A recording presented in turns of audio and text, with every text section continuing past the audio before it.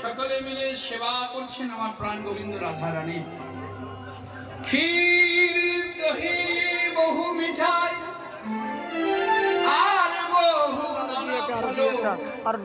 বদন ভরে দেহ বলো রাধা মাধব আনন্দে প্রসাদ পাবন।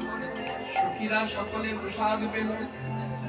প্রসাদ পেয়ে এবার রাধা গোবিন্দকে লয়ে গিয়ে রত্ন সিংহাসন রত্ন বেদি করে রত্ন পালঙ্ক করে শয়ন করাই সখীরা ব্যজন করতে লাগলেন।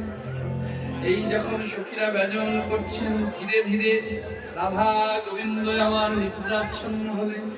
সখীরা তাদের মধ্যে কথা বলতে লাগলেন। ও শোনো, রাধা মাধব ঘুমাচ্ছে, ঘুমিয়ে পড়েছে। ধীরে ধীরে কব কথা রাই যেন জাগে না।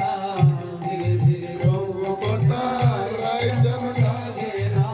ধীরে ধীরে কব কথা যেন জাগে না।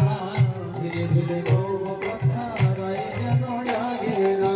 রাই যেন জাগে না গো আমি যেন জাগে না। রাই যেন জাগে না গো আমি যেন জাগে না। রাই যেন জাগে না গো আমি যেন জাগে না।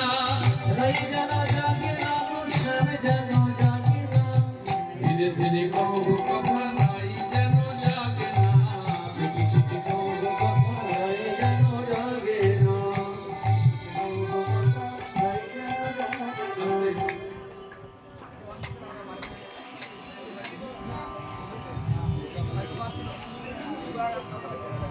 কারো বাড়িতে কোনো লোক মারা গেলে হরিবাসর উপলক্ষে সেই ব্যক্তিটি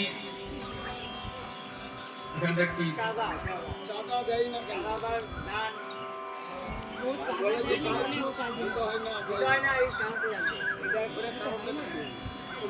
এটা শাস্ত্রে কোনো প্রমাণ নেই। এটা আমরা আমাদের নানামণি নানামন নিজেরা মন করা করে নিয়েছি। যেমন নাম বলার কোনো সময় নেই, অসময় নেই।